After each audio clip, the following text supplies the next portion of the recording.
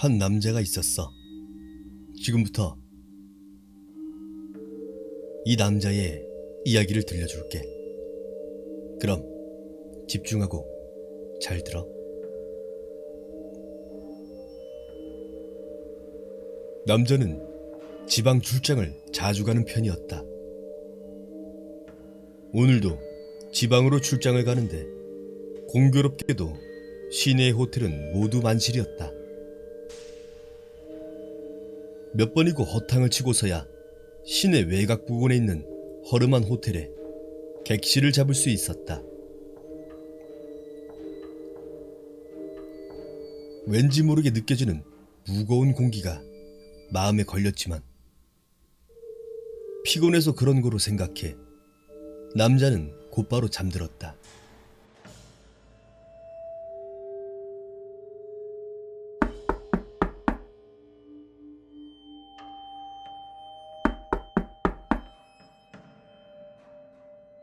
한참을 자고 있는데 갑자기 객실 문을 두드리는 소리가 들렸다. 남자는 비몽사몽인 채로 일어나 살그머니 문을 열었다.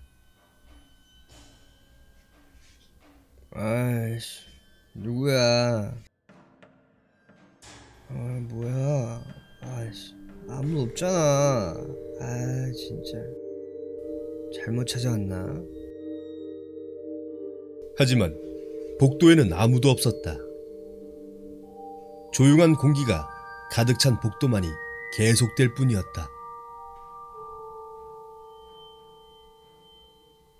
시계를 보니 새벽 2시. 복도에는 그림자조차 비치지 않을 시간이기엔 충분했다. 남자는 잘못 들었다고 생각하고 다시 잠을 청했다. 그런데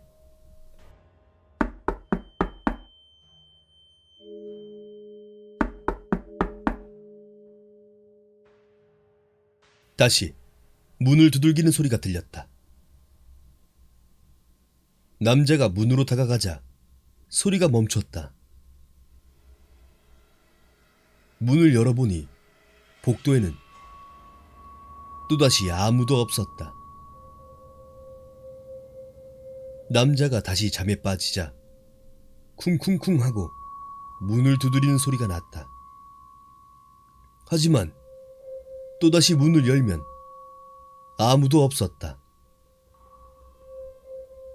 그러기를 몇 번이나 반복했고 새벽이 돼서야 문을 두드리는 소리가 그쳐 잠을 잘 수 있었다. 남자는 아침에 일어나자마자 프론트에 가서 불만을 토로했다. 직원은 연신 사과를 했지만 뭔가 숨기고 있는 표정이었다. 계속 직원에게 따지는 식으로 이야기하자 다른 직원이 와서 남자에게 이야기했다. 아유, 손님, 정말 죄송합니다. 실은 몇 년 전에 이 호텔에 화재가 있었습니다. 다른 손님들은 다들 대피하셨는데 손님께서 계셨던 객실에 그 손님께서는 비상벨을 못 들을 정도로 주무시다가 뒤늦게 눈치채셨던 것입니다. 그런데 그때는 이미 객실 안에 연기가 너무 가득해서 호흡 곤란으로 그 객실에 계시던 손님은 문을 열 수가 없었어요. 결국 그 손님께선 문 앞에서 돌아가셨습니다. 이야기를 들은 남자는 얼굴이 하얗게 질렸다. 밤새 문을 두들긴 건 객실 밖이 아니라 객실 안이었기 때문이다.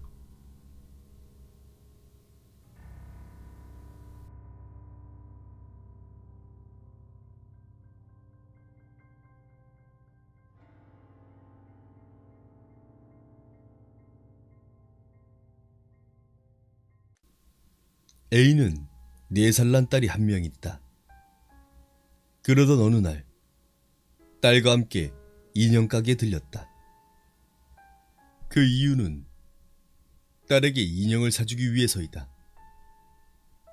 딸과 함께 인형 가게에 들어간 A. 그 인형 가게는 무척이나 낡아 있었다. 딸에게 A는 이렇게 말했다. 무슨 인형을 사줄까? 그런데 딸은 옆에 있던 예쁜 인형들을 모조리 뿌리치고 가게에 가장 깊숙이 있는 낡아빠진 인형을 고르는 거였다.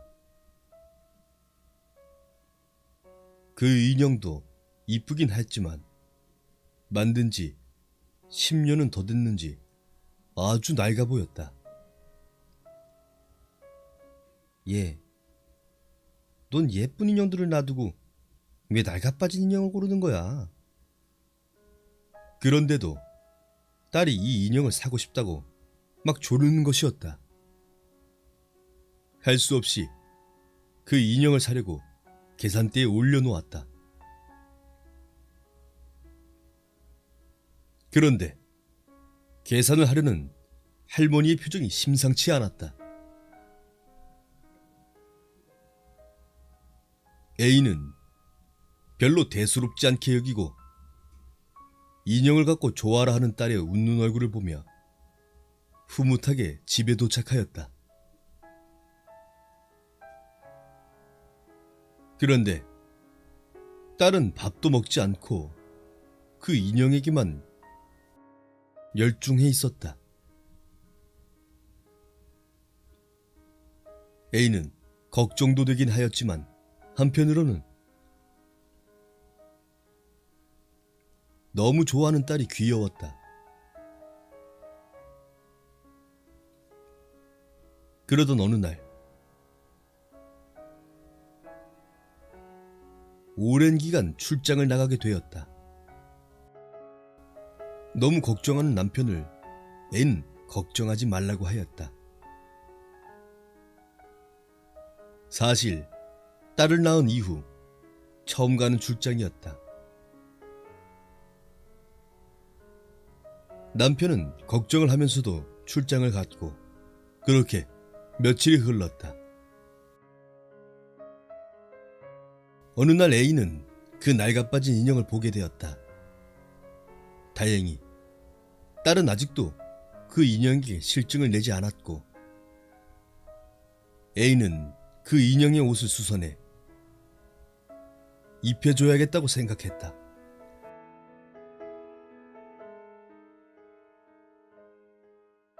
인형의 옷을 벗기는 순간 어떤 글자가 눈에 띄었다.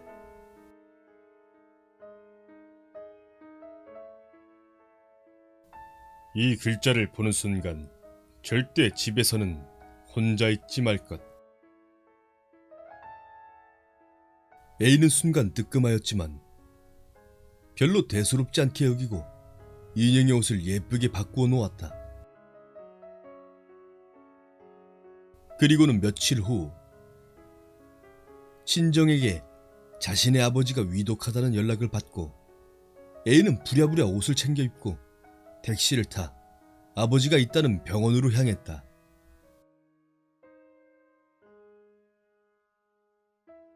순간 A는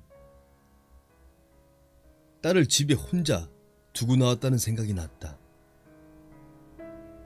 A는 재빨리 택시 아저씨에게 다시 집으로 돌아가 달라고 말했다. 집에 도착한 A는 딸부터 찾기 시작했다. 아까까지만 해도 방에서 딸이 인형과 놀고 있었는데, 그래, 방이다. 방으로 뛰어가는 A는 순간 자빠질 뻔하였다. 방에는 딸의 시체가 피에 흥건히 묻어 있었기 때문이었다. A는 움직이지도 못했고 순간 묘한 공포에 사로잡혔다. 그런데 저 멀리서 뭔가가 오는 기척이 들렸다. 그것은 칼을 손에 쥐고 오는 인형이 아장아장 걸어오고 있는 것이었다. 인형의 얼굴은 살기가 돌았고 입으로는 혓바닥을 내민 채 그 인형이 나에게 걸어오며 이야기했다.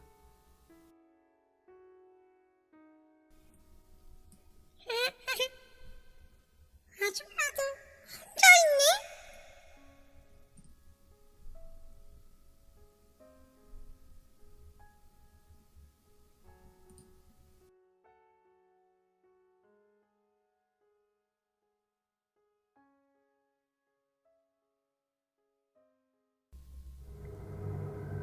이 이야기는 제 친구들에게 들은 실화입니다.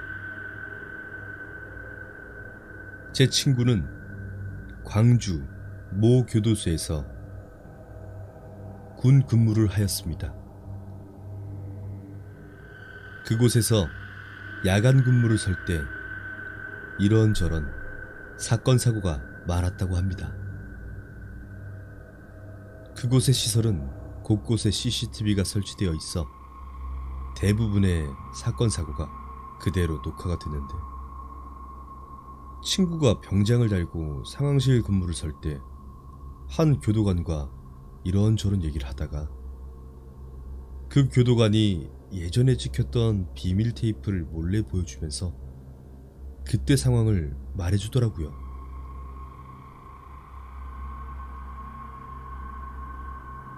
그때 본 기밀 테이프 중 하나의 이야기를 들려드리겠습니다. 여기서부터는 1인칭으로 이야기를 할게요.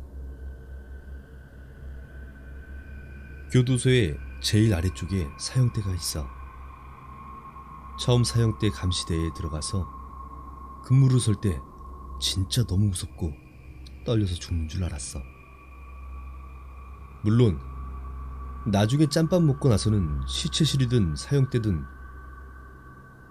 그 근처에 서는 거는 전혀 상관이 없었어. 몰래 짱 박혀 담배를 피웠지만 말이야. 사형대 위에 있는 약 2, 3층 높이의 감시대가 있는데, 일반 군부대에선 보통 2명이 한 조로 근무를 서잖아. 그런데 우린 각 감시대마다 1명씩만 근무를 서거든. 그것도 교대 근무자가 열쇠를 들고 가서 감시대 문을 열어주고 안에 있는 근무자한테 실탄을 받고 교대를 받는 사람이 열쇠를 받아서 나갈 때 열쇠로 문을 잠그고 나가는 형식이야. 한마디로 혼자서 밀폐된 공간에서 4시간 동안 혼자 있어야 한다는 거지. 감시대 중에서도 가장 무서운 곳이 사형대 감시대인데, 주변은 눈이 잘 안 들어오고 사형대에만 스포트라이트를 비추는 것처럼 불을 비추고 있어. 사형대 주변은 다 밀폐된 공간인데 가끔 사형대 목줄이 바람에 흔들거리는 것처럼 흔들흔들 그렇게 움직여. 정말 그때는 온갖 상상이 다 생기곤 하지. 내가 육군으로 치면 병장 때 상황실에서 근무를 서는데, 그곳에는 곳곳에 설치된 CCTV가 실시간으로 여러 화면이 나와 있거든. 한날은 근무를 설 때 교도관 중에 한 명이랑 같은 근무를 서는데 문득 교도관과 새벽에 얘기를 나누다가 교도관이 혹시 예전에 총기 난사 사건을 들은 적이 있냐고 물어보더라. 그래서 난 대충은 들었는데 자세히는 모른다고 말했지. 그러더니 교도관이 갑자기 열쇠로 캐비넷 같은 거를 열더라고. 그 안에 어떤 테이프를 들고 오면서 이게 그때 사건이 담긴 영상인데 한번 볼래? 이러더라. 그래서 난 궁금하기도 했고, 그래서 그냥 본다고 했지. 그 이야기를 한 모니터에다가 틀어주더라고. 화면엔 그냥 조용했어. 이때 교도관이 말하길, 이때부터 사형대 감시대에서 무전인이 날라왔다고 하더라고. 그때 무전 내용이, 지금 사형대 근처에 뭔가 사람이 아닌 것 같은 물체가 있다. 확인 바람. 이라는 내용이었어. 그러다가 갑자기 화면에 총소리가 나기 시작하는 거야. 총소리가 들리고 창문이 깨지고 감시대 안에 있던 근무자가 약 2, 3층 높이에서 총을 들고 뛰어내리는 거야. 교도관 말로는 그때 그 근무자는 2, 3층 높이에서 뛰어내린 다음에 무릎 2개가 다 아작났다고 하더라. 그래서 군병원이 아닌 밖에 나가 있는 큰 병원에 가서 수술을 받아야 됐다고 하더라고. 그리고 그 근무자가 말하길, 무전을 날리고 난 후에 밑에 사람 같은 형상을 계속 주시하고 있었는데 그 사람이 자기 쪽으로 스물스물 기어 올라오는 게 너무 무서워서 창문으로 총을 쏴서 유리를 깨고 뛰어내렸다는 거야. 그리고 교도소에는 사회에 있을 때 진짜 날고기는 사람들만 모아서 그렇게 만든 기동대가 있어. 뭐 교수도 내 폭동 진압이라든지 탈옥수를 잡는 그런 사람들인데, 그 사람들은 한 명이 조폭 3명 정도는 진압할 정도로 실력자들이고, 귀신 같은 건 전혀 안 무서워하는 그런 냉혈인 같은 집단이었어. 화면에 그 사람들이 한 6명인가 줄을 지어서 플래시를 들고 그 감시대로 뛰어가는 게 보이는 거야.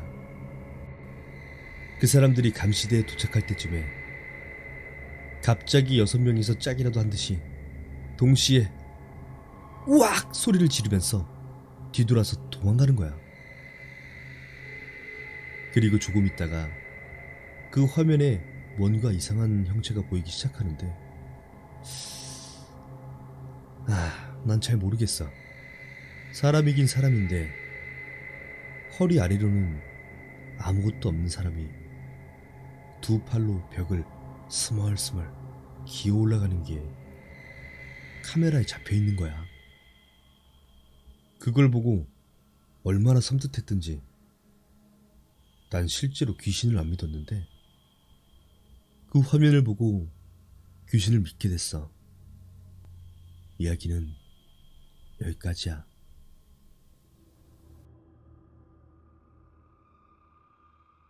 대학 캠퍼스는 넓다. 교정에 호수가 있는 대학들도 상당수다. 그 중에 한 곳이 지방 D대 내 A호, 둘레가 1km에서 3km나 되는 큰 호수이다. D대가 들어서기 전 현재의 C역은 존재하지가 않았다. 기차는 영말이라는 곳을 통과했을 뿐이다. 영말에는 불황민들이 집단 거주하고 있었다. 주변엔 논과 밭이 많았다. 점차 저수지의 필요성이 대두됐다. 마침내 인공호수를 파기로 결정. 대상지는 불황민촌. 불황민들에게는 철거 명령이 떨어졌다. 하지만 불황인의 정확한 숫자를 파악하기란 불가능했다. 나름대로 철저한 사전조사는 이루어졌다. 하지만 혈육 없이 홀로 살던 할머니 한 분은 무슨 일이 벌어지는지도 모른 채 물속에 잠기는 변을 당했다. 몇 년 후, 한 여자의 익사체가 얼굴을 하늘로 향한 채 A호 수면 위에 떠올랐다.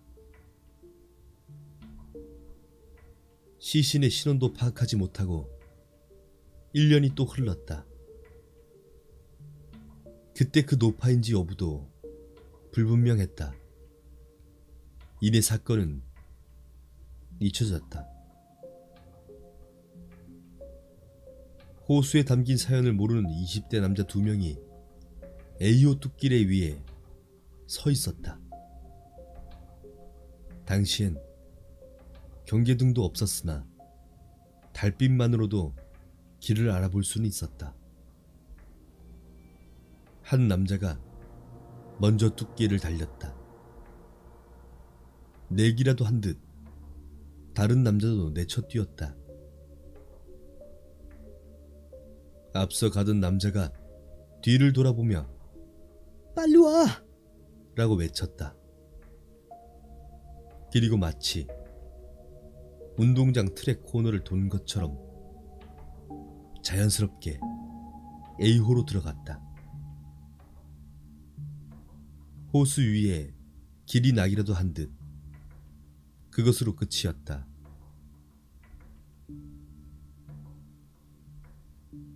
남자의 시체는 영영 떠오르지 않았다. 사건은 시작에 불과했다. 이듬 해에는 여자, 그 다음 해엔 남자가 A호의 제물이 되었다. 자살이든 타살이든 아니면 보이지 않는 어떤 힘에 의해서건 A호는 1년에 한 명씩 삼키고 있었다. 여자의 익사체는 발견되었지만 남자 시신은 종족이 묘연하기만 하다. 익사자들은 디드와 무관한 사람들이 대부분이다. 구태여 그곳까지 와야 할 이유가 없어 보이는 다른 학교 학생과 타 지인들이 A호를 찾아와 빠지는 일이 반복되고 있는 것이다. 분명 자살도 타살도 아닌 익사자도 있다. 낚시하던 세 남학생 중 하나, 낚시 도중 한 명이 낚싯대를 호수에 빠뜨렸다. 셋이서 안간 힘을 썼지만 바로 코앞에 보이는 낚싯대를 끌어들일 수밖에 없었다. 결국 낚싯대 건지기를 포기한 채 자취방에 돌아가 잠자리에 들어갔다. 새벽녘 낚싯대를 놓친 학생이 벌떡 일어났다. 낚싯대를 꼭 찾아오겠어. 혼자 나간 친구가 걱정스러워 두 학생이 A호로 뛰어갔다. 친구는 라이프 가드 자격증도 있는데 뭘? 이라며 웃옷을 벗고 호수 안으로 한 발 두 발 들어가기 시작했다. 그렇게 그는 사라졌다. 그의 시신도 찾지 못했다. 주민들은 옛날 그 거지 할머니 저주여라고 아직까지 말한다. 작년에도 남학생 한 명이 A호의 제물이 됐다. 그렇다면 올해는 누가 제물이 될 것인가?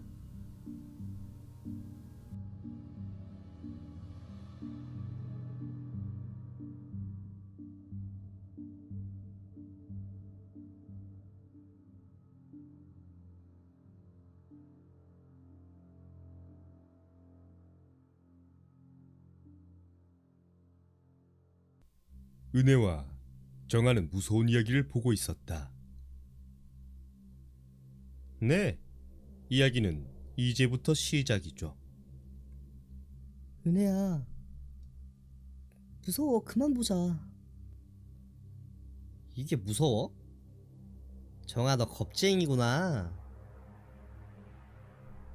은혜야, 나 화장실 좀 다녀올게. 야, 어디 가려고? 나도 실은 무섭단 말이야. 어쩔 수 없지. 그럼 나 문 열고 쌀 테니까 넌 소파에 앉아 있어. 알았어. 그리고 은혜는 소파에 앉아서 다른 오락 프로그램을 보며 귤을 열심히 까고 있었다. 그런데 정아가 나오면서 하는 말이 우와, 손 시려. 뜨거운 물로 씻을걸. 으이그 바보. 내가 왜 바보야? 어? 아참, 너 왜 나보고 웃었어? 무슨 소리야? 난 아까부터 계속 여기서 귤 먹고 있었는데. 여러분, 이야기가 이해되시나요? 이 이야기의 해석을 댓글로 달아주십시오. 기다리겠습니다. 비디오를 좋아하는 한 남자가 있었다. 그는 퇴근 후에 언제나 비디오 가게에 들려서 비디오를 빌려봤다. 비가 오던 어느 날, 그날도 남자는 비디오를 고르고 있었다. 하지만 너무 많은 영화를 봐 좀처럼 쉽게 고를 수 없었다. 포기하고 집에 가려는 순간 구석에서 보지 못한 비디오를 발견했다. 진열대 구석에 있어 눈에 잘 띄지 않은 위치였다.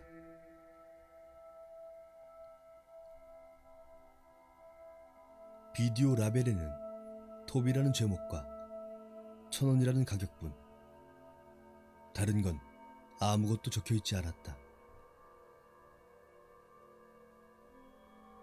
점원에게 물어보니 자신도 모르는 비디오라고 한다.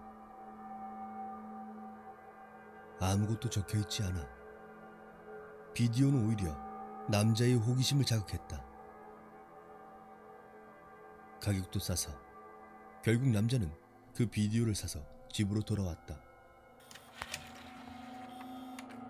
집에 오자마자 비디오를 틀었는데 아무것도 나오지 않는 흑백 화면뿐이었다. 남자는 사기당했다라는 생각에 비디오를 꺼내려고 했는데 순간 화면이 바뀌었다. 화면에는 긴 머리 여자가 걷고 있었다.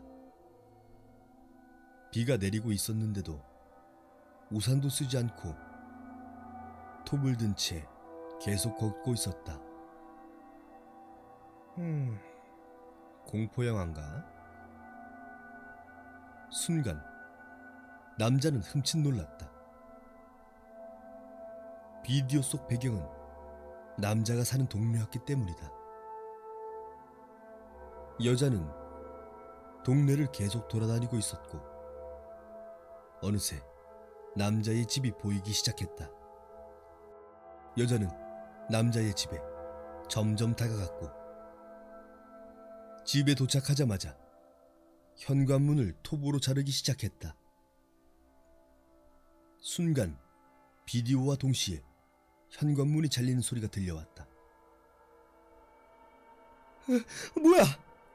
뭐야, 이거 진짜야? 남자는 예상하지 못한 공포로 어쩔 줄 몰랐다. 점점 화면에는 남자 집이 보이기 시작했다. 마침내 계단을 오르는 소리와 화면에는 남자의 방문 앞까지 보였다.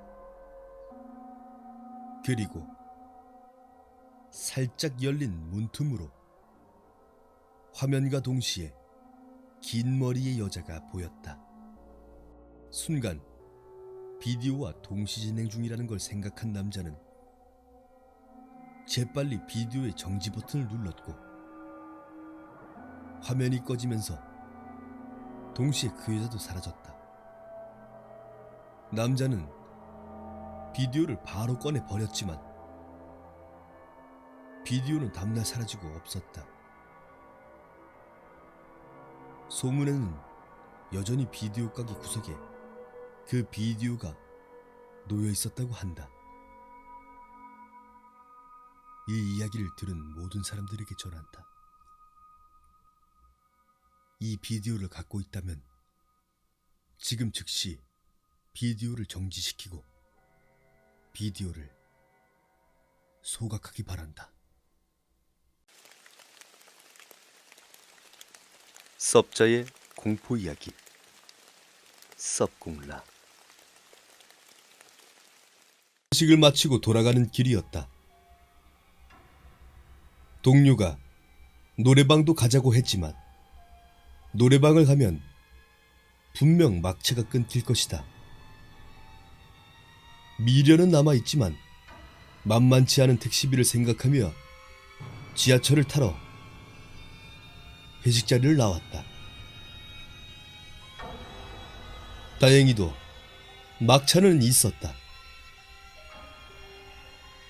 막차를 아주 아슬아슬하게 탄 것 같다. 두어 정거장이 지났을 무렵 검은 옷을 입은 한 남자가 지하철에 탔다. 그 남자는 문이 닫히자마자 승객들의 얼굴을 둘러보기 시작했다.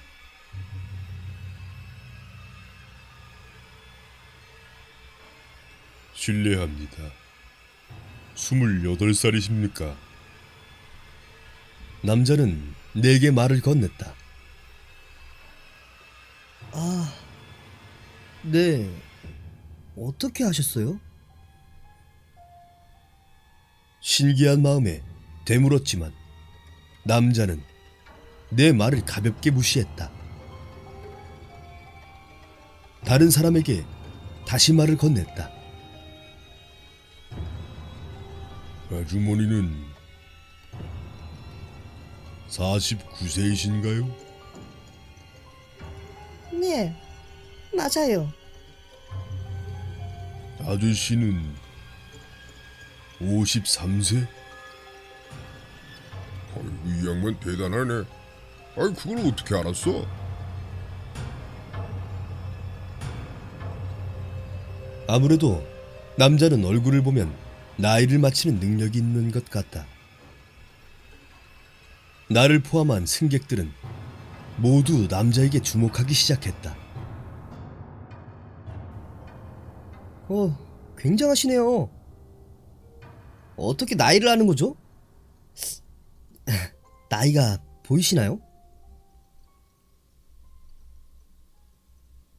나는 남자에게 말을 건넸다. 그러자 남자는 무표정한 얼굴로 우리 모두에게 이렇게 말했다. 아니요. 제가 보는 건 여러분들의 수명입니다.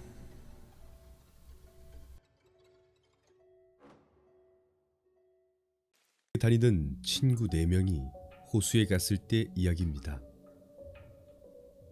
돌연 그 중에 한 명이 호수에 가면 안 돼 라고 했지만 다른 3명은 이미 들떠 있었기 때문에 신경 쓰지 않았습니다. 그리하여 그들 4명은 차를 타고 호수에 가게 되었습니다. 호수에 도착했을 무렵 주위는 아주 어두워져 있었습니다. 호수로 가는 숲속은 차로 들어가기엔 힘들었기에 그들은 차를 길가에 주차하고 숲속으로 들어가고 있었습니다. 숲속은 생각 이상으로 깊고 복잡했습니다. 30분 정도 걸었을 때 그들은 이미 지쳐 있었고 슬슬 돌아갈까? 라는 이야기도 오고 가는 그때 돌연 어디선가 스님이 불경을 읽는 소리가 들렸습니다. 무서워진 그들은 서둘러 차가 있는 곳으로 돌아오고 있는데 무엇인가 나무에 매달려 흔들리고 있는 것을 보았습니다. 이미 어두워질 대로 어두워져 자세하게 보이지 않았지만 그것은 분명 여자의 시체였습니다. 나무에 모기를 매달고 있는 여자가 바람에 흔들리고 있었던 것입니다. 모두들 공황 상태가 되어 정신없게 도로로 달려나왔고 곧장 경찰에 연락했습니다. 그리고 경찰을 기다리고 있는데 어느새인가 친구 중 한 명이 없는 것을 눈치챘습니다. 호수에 가지 말자고 한 F양이 없습니다. F양은 아직 숲속에 있는 건가? 이윽고 경찰이 도착하여 사정을 이야기하였습니다. 그리고 일단 그들이 갔던 길을 통해 여자의 시체는 발견되었습니다만 여전히 F양은 발견되지 않았습니다. 그들은 경찰과 함께 필사적으로 F양을 찾았지만 흔적조차 찾을 수 없었고 이미 나름 밝아오고 있었습니다. 그런데 그때 여자의 시체를 조사하던 한 경찰이 그들에게 무언가 물어보는 것이 있었습니다.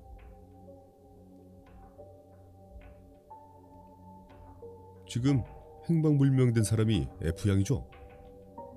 그렇게 질문을 받은 그들은 그렇다고 대답하자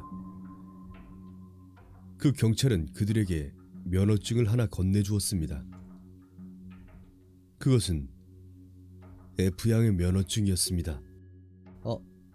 이제 F양은 발견된 건가? 라고 생각한 그때 경찰은 믿을 수 없는 한마디를 던집니다. 이 면허증 자네들이 찾아낸 목을 매단 여자의 물건이야. 에? 믿을 수 없어. 하지만 여자의 시체를 확인해보니 틀림없는 F양이었습니다. 그들은 경찰의 조사를 마치고 집으로 돌아와 학교에서 찍은 사진을 보기로 했습니다. 하지만 놀랍게도 그 어느 사진에도 F양의 모습은 없었습니다. 언제나 함께 있었는데 말이죠.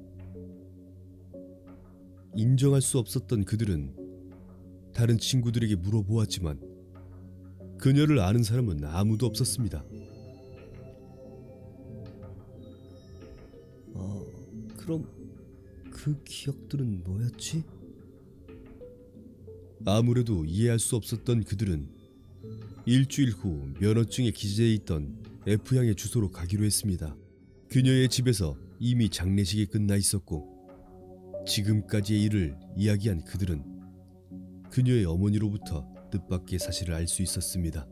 어릴 적부터 선생이 되고 싶었던 F양은 선생이 되기 위해 지금 그들이 다니고 있는 대학에 다니고 싶었다고 했답니다.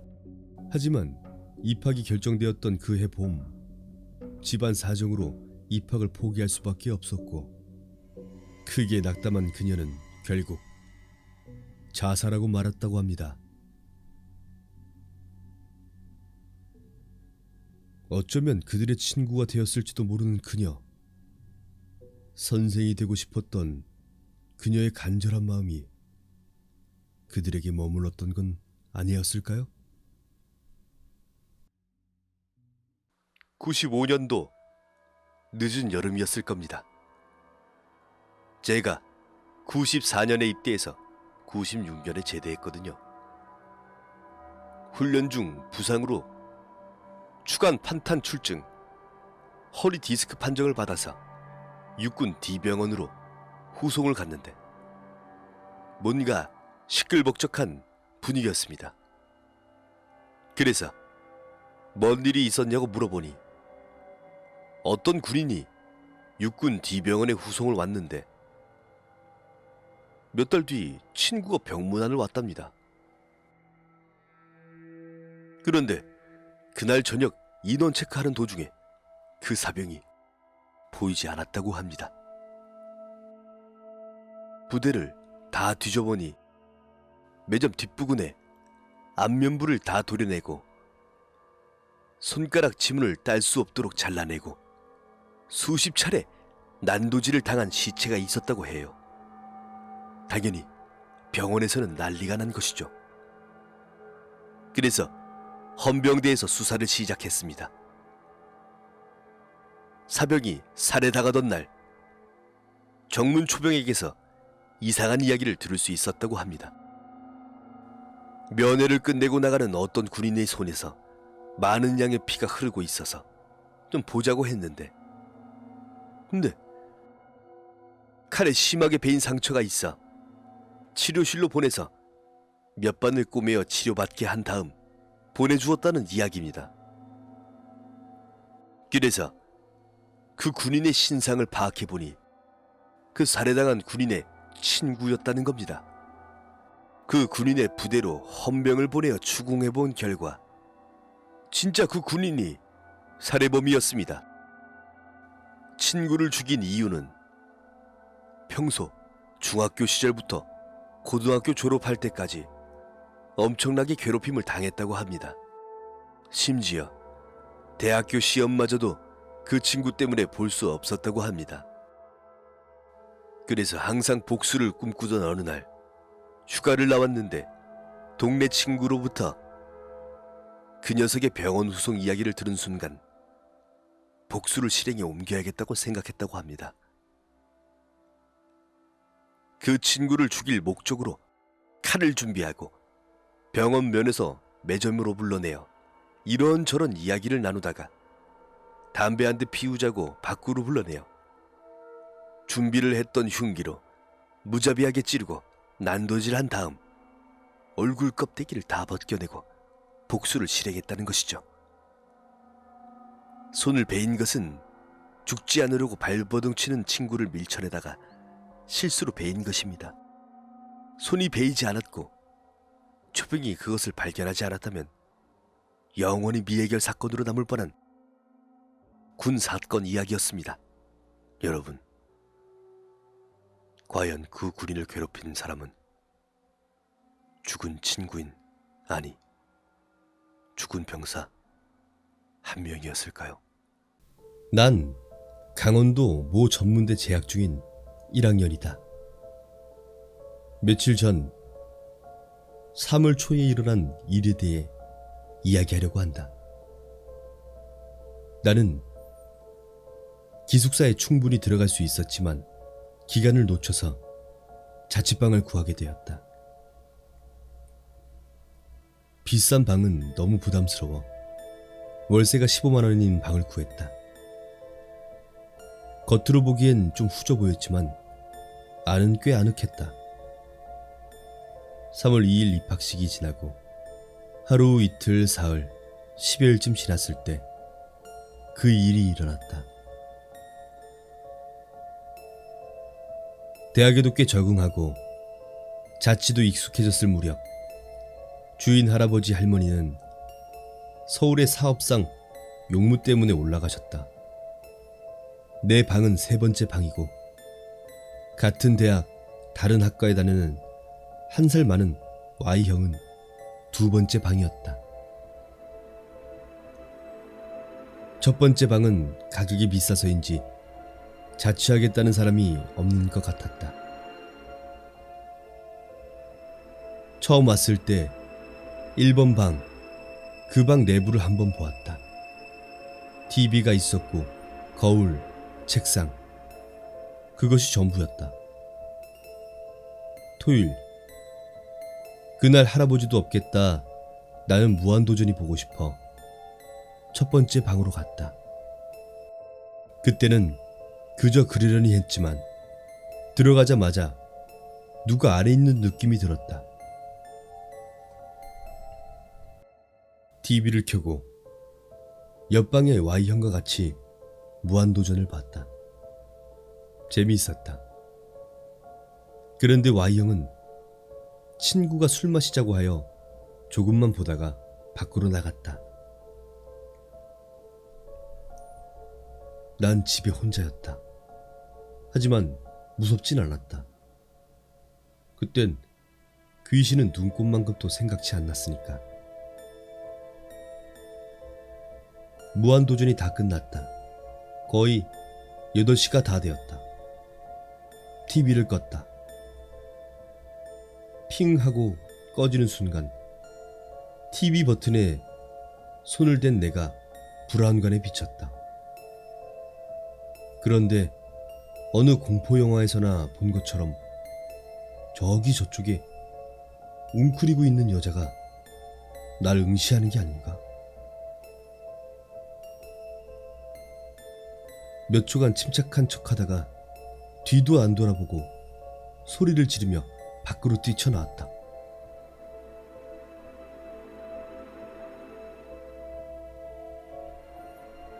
(18년) 동안 귀신이라곤 영화에서나 보는 거라고 생각했던 나였는데 어찌 나에게 그런 것이 보였는지 모른다. 난 옆방 형이 오는 대로 모든 걸 말했다. 형은 반신반의했지만 Y 형도 형대로 겁나는 눈치였다. 부끄럽지만 그날 나는 Y 형이 방에서 같이 잤다. 우린 보통 3, 4시까지 안 자고 게임을 하다 잠을 잤다. 새벽 2시경 Y 형은 담배를 사러 편의점에 나갔었다. 꽤나 외진 곳이라 왕복 20분은 잡아야 담배를 살 수 있는 곳까지 갈 수 있었다. 3, 4분쯤 지났을까? 갑자기 정전이 되었다. 아까 저녁 일 때문에 나는 너무나 무서웠다. Y 형이 올 때까지 기다리자는 심정으로 방 안에서 핸드폰을 켰다. 핸드폰을 켰다 껐다 반복했다.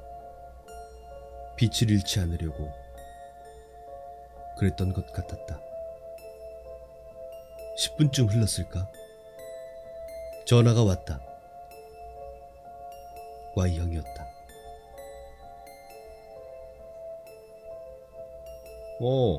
야. 나 Y형인데 나 거의 집에 다 왔거든? 예, 형. 형, 그런데 지금 집에 정전이 됐어요. 야야야, 지붕에 누가 앉아있는 것 같아. 아무래도 내가 잘못 본 건가 해서 자세히 봤는데 누가 지붕 밑을 쳐다보고 있어. 야, 아까 그거 네가 한 말 그거 진짜지? 나는 온몸에 소름이 돋고 기가 막혀 말도 나오지 않았다. 나는 울먹이며 Y 형에게 내가 안에 있으니 어떻게 좀 들어와 달라고 했다. Y 형은 알았다며 전화를 끊었다. 2분쯤 지나고 다시 Y 형에게 전화가 왔다. 형, 왜 안 와? 야야야, 목소리 낮춰. 내가 들어가려고 대문 열고 들어가는데 네 방 앞에도 사람이 있어. 나는 Y 형을 보고 그냥 들어오라고 했고 나도 눈 딱 감고 문을 열어 Y 형이 있는 곳으로 갔다. Y 형과 나는 만났고 그제서야 불이 들어왔다. 일주일 후 할아버지가 오셔서 할아버지께 그 이야기를 했고 나는 다른 집으로 가고 싶다고 말씀을 드렸다. 할아버지는 흔쾌히 허락하셨다. 그리고 실제로 듣기엔 너무 섬뜩한 이야기를 해주셨다. 그 첫 번째 방은 2년 전 22살, 그러니까 대학교 3학년 여학생이 살았던 곳이라고 했다. 학교는 우리 학교였지만 과는 우리보다 월등히 좋은 과에 상냥하고 예쁜 여학생이었다고 했다. 하지만 부모님은 도움을 줄 수 없는 형편에 이것저것 대학 생활에는 돈이 많이 든 편이다. 결국 그 여학생은 낮엔 대학생으로 밤엔 몸을 파는 길을 택했다. 돈 걱정은 줄어들었지만 정신은 더욱 피폐해져 갔다. 결국 몇 달 후 그녀는 스스로 유서를 쓰고 자살을 선택했다고 한다. 유서의 내용은 이랬다. 너무 힘들다. 남자들이 날 아프게 했다. 이런 내용이었다. 난 지금 다른 집으로 자취방을 옮긴 상태. 물론 Y형도 마찬가지다. 과연 3월 13일 그날 내가 브라운관으로 본 게 그녀이며 형이 보았던 것도 그녀였을까? 쉽게 잊혀지지가 않는다. 그녀의 얼굴이. 절대 혼자 있을 때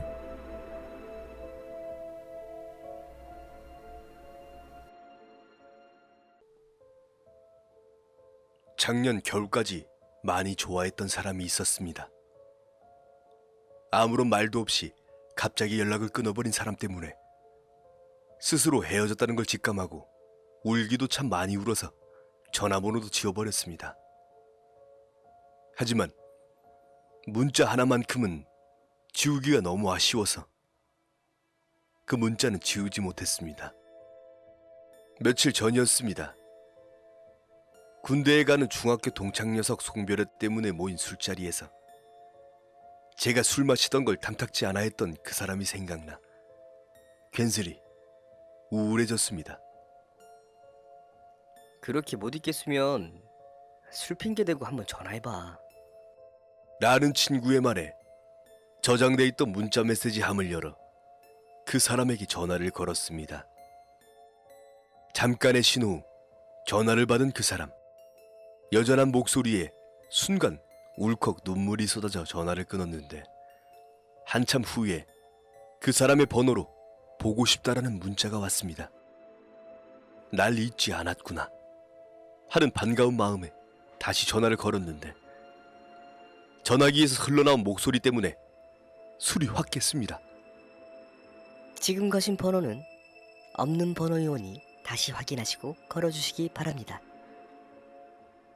문자를 확인하고 다시 전화를 거는 사이 몇 초밖에 지나지 않았는데 없는 번호라니. 의아한 마음에 몇 번씩 다시 걸어봤지만 없는 번호라는 말만 반복될 뿐이었고 생각해보니 얼마 전에 전화번호를 바꿨다고 들은 것 같아 오싹해져야 했겠지만 오랜만에 들은 목소리를 다시 들을 수 없다는 게 너무 서러워서 엉엉 울었습니다. 며칠 뒤 우연히 그 사람과 자주 어울렸던 친구에게서 전화가 왔습니다.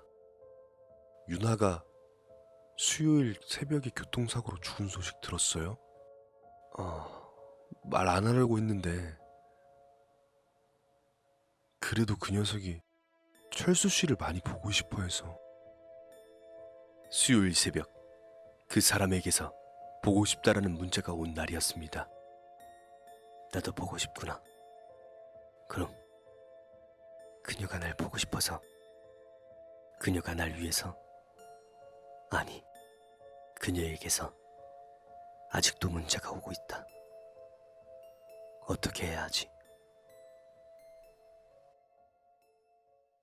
저는 파주 근처에서 포병 생활을 했습니다. 때는 제가 상병이었던 어느 여름밤이었습니다. 날도 덥고 며칠 전에 비가 와서 호상에 풀들이 무성하게 자랐죠. 밤이 되면 풀벌레와 개구리 소리로 매우 시끄러웠습니다. 그날도 어김없이 후임과 근무를 서고 있었죠. 군대 다녀오신 분들은 아실 겁니다. 야간에는 중대에 당직 사관과 당직 부사관이 있고 대대 상황실에는 당직 사령과 당직 부관이 있죠. 우리 포대가 초병 근무를 했던 탄약고는 산 중턱에 위치해 있고 대대 상황실을 지나서 가게 됩니다. 근무 교대를 위해 올라가던 중 상황실에서 나오는 당직 부관을 만났습니다. 저와는 그리 친하지 않았던 그냥 몇 번 안면이 있던 아사였습니다. 기본적인 절차를 수화를 하고 당직 부관. 근무교대 나가냐? 예. 어디 가십니까? 아, 당직사령 지시로 대대 순찰 나간다. 이때부터 조금 불안한 마음이 갑자기 들었습니다. 혼자서 가십니까?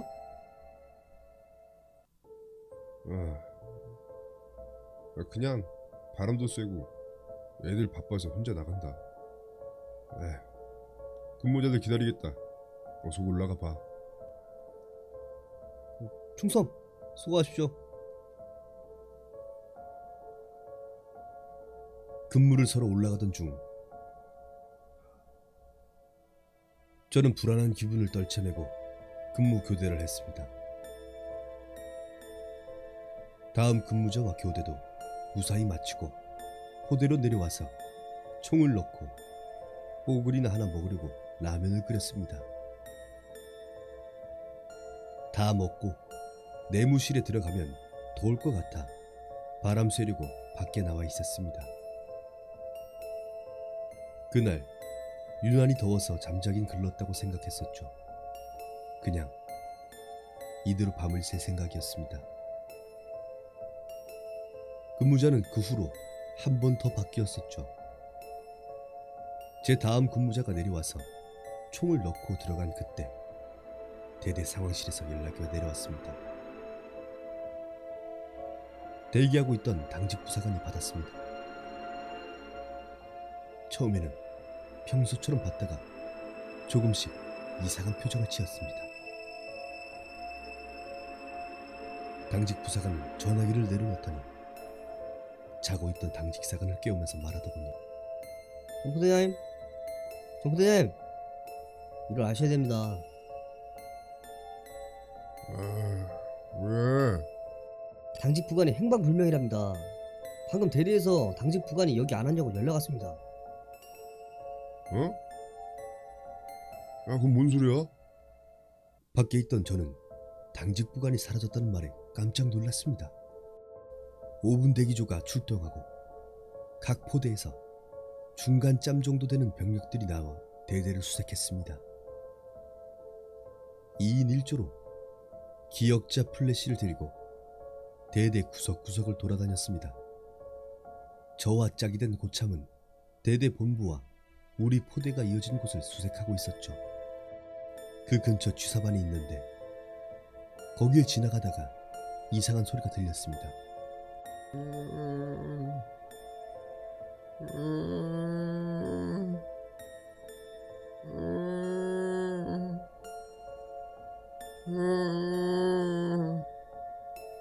마치 사람과 고양이의 중간 정도 되는 신음소리가 제 귀에 들렸습니다. 박상병님, 이상한 소리가 안 들리십니까? 무슨 소리? 잘 들어보십시오. 이런 소리 안 들리십니까? 제 말에 박상병님도 귀를 기울이다가 그 소리를 듣게 되었습니다. 우리는 기묘한 그 소리 때문에 소름이 끼쳤습니다. 게다가 그 근처에서는 풀벌레 소리도 그렇게 시끄럽던 개구리 소리도 전혀 나지 않고 오직 그 불길한 신음소리뿐이었습니다. 아무도 없는 넓은 풀밭 공터에서 아주 작게 하지만 기분 나쁜 그 소리를 우리는 조심스럽게 따라갔습니다. 그 소리는 취사반 뒤쪽에서 나고 있었습니다. 취사반에 가까이 갈수록 그 소리는 점점 또렷하게 들렸습니다. 공포물을 상당히 싫어하는 박상병님은 그냥 가자고 저를 말렸지만 저는 그냥 취사반으로 향했습니다. 취사반은 산이었던 한 부분을 깎아서 터를 만들고 그 위에 지어진 건물이었습니다. 깎인 부분과 건물은 상당히 좁게 붙어 있었고 거기에 배수로를 뚫어 놓았죠. 그 신음소리는 바로 그 배수로에서 들렸습니다. 옆에서 박상병님은 자꾸만 가자고 저를 잡아 끌었습니다. 완전히 어두운 취사반 뒤 배수로에 플래시를 비춰보았습니다. 그곳에는 몸이 꼬깃꼬깃 접혀진 채로 배수로에 박혀있는 당직 부사관이 있었습니다. 거기다가 두 눈은 완전히 뒤집혀져 허옇게 드러나 있었고 입에서는 신음소리와 함께 거품을 물고 있었습니다. 너무 놀라서 하마터면 당직 부사관한테 플래시를 던질 뻔했습니다. 비명도 안 나올 정도로 놀랐고 박상병님은 아예 주저앉더군요. 사람이 들어가기 힘든 저 배수로에 어떻게 들어갔는지 그리고 몸도 진짜 문자 그대로 접혀 있었습니다. 저와 박상병은 바로 대대 상황실로 올라가 보고했습니다. 당직 부관이 취사반 뒤에 파놓은 배수로에 박혀 있다고 말이죠. 수색하던 모든 인원이 삽질로 취사반 뒤에 있는 흙벽을 파내서 당직 부관을 꺼냈습니다. 그때까지도 당직 부관은 정신을 못 차리더군요. 곧 군의관의 명령으로 의무병들이 의무실로 옮겼고 저희들은 해산했습니다. 그 후로 한 달간 그 하사는 간부 숙소에서 안정을 취했지만 부대 생활이 적응하기 쉽지 않았고 결국 다른 대대로 전초를 갔습니다. 도대체 누가 무슨 수로 건장한 성인 남성을 그리 좁디 좁은 배수로에 넣었는지 아직도 모르겠습니다. 그리고 그 당직 부관이 무엇을 받는지 무슨 일을 당했는지 그건 본인이 말하지 않았기에 아직까지 아무도 알 수가 없었습니다.